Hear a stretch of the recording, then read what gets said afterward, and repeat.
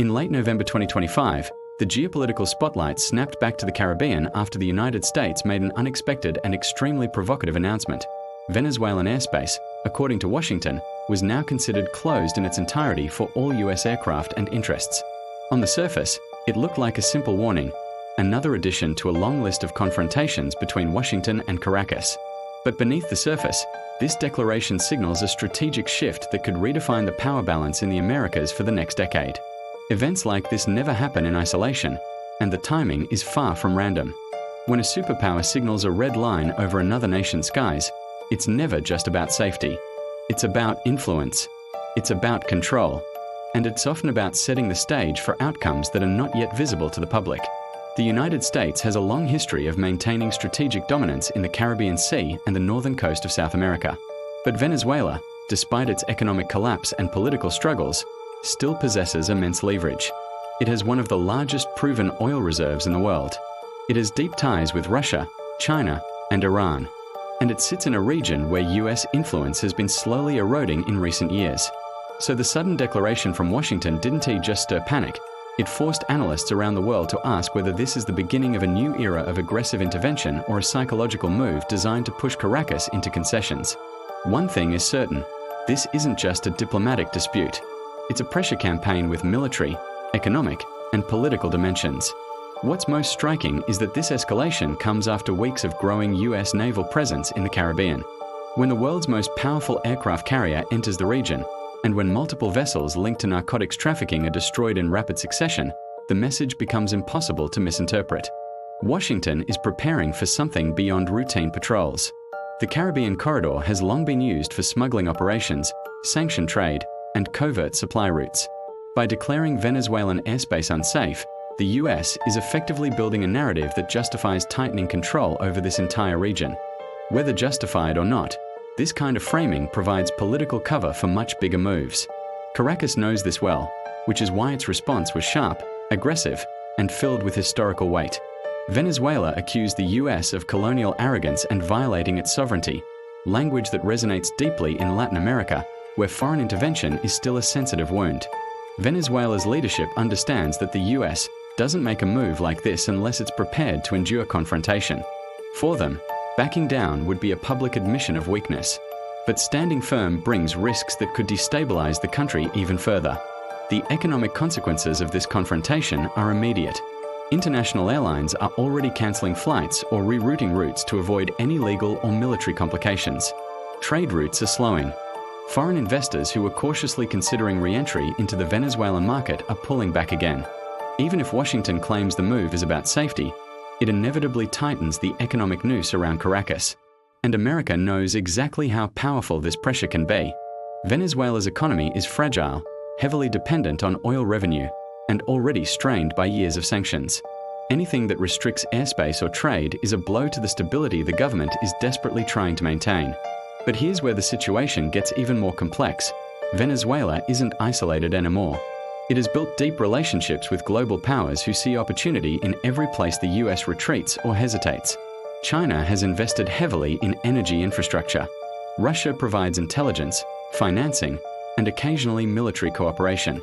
Iran uses Venezuela as one of its strategic footholds in the Western Hemisphere. Any US attempt to squeeze Caracas risks strengthening these alliances.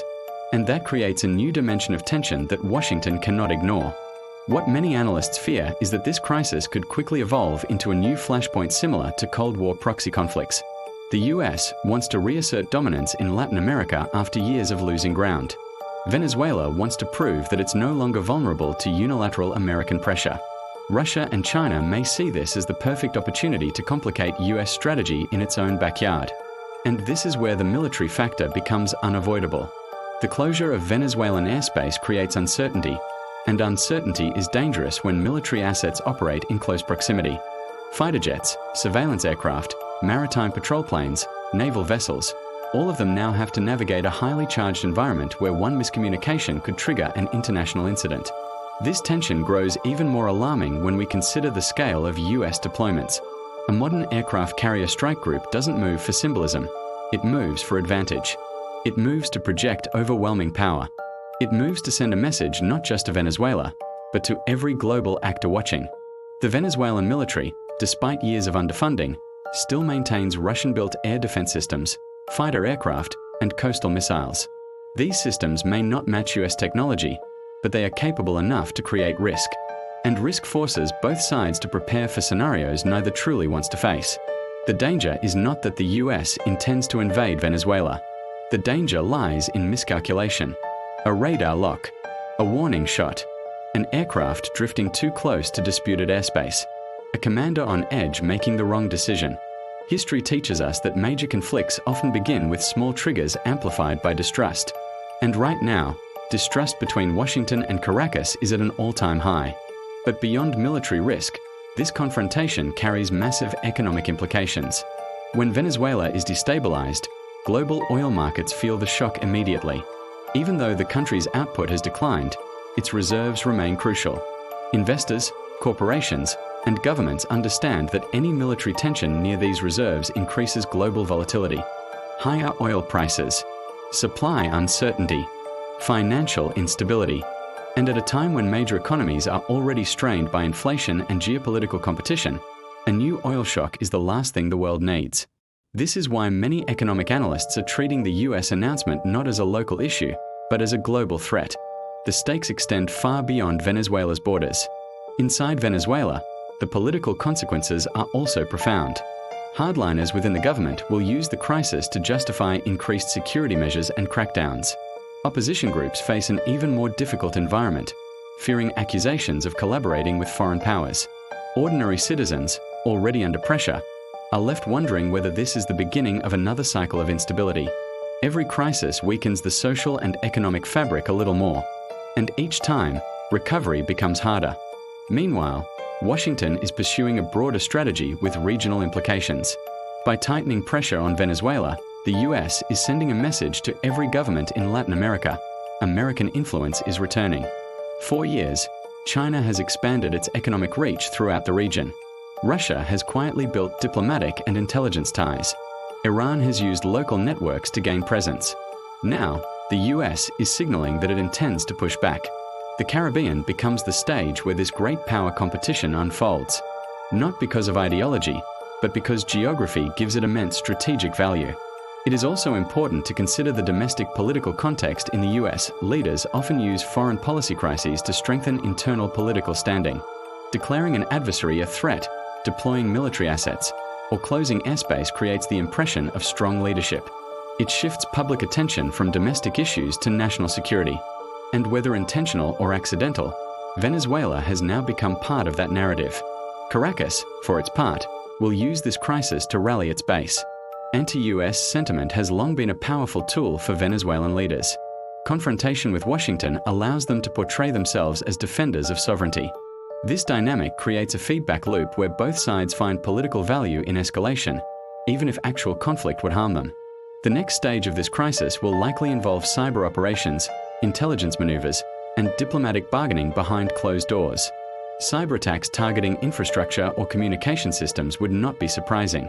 Increased surveillance, maritime interceptions, and air patrols will become routine. The question now is, where is the limit? Will the US escalate toward a de facto blockade? Will Venezuela respond by increasing military cooperation with Russia or Iran? Will neighboring countries get drawn into the tension? Or will behind-the-scenes negotiations diffuse the situation before it spirals out of control? Ultimately, the closure of Venezuelan airspace is more than a warning. It is a strategic test. A test of Washington's ability to reassert dominance in its near sphere. A test of Caracas's ability to withstand pressure. A test of how global powers will react when instability erupts in a region vital to their interests. And a test of whether the world is entering a new era where regional crises quickly expand into global fault lines. If history is any indication, the next moves from both sides will shape not only the fate of Venezuela, but the geopolitical balance of the entire Western Hemisphere. The world is watching the Caribbean, not out of curiosity, but out of fear that one wrong step could ignite a confrontation neither side is prepared to manage. The only certainty now is uncertainty itself.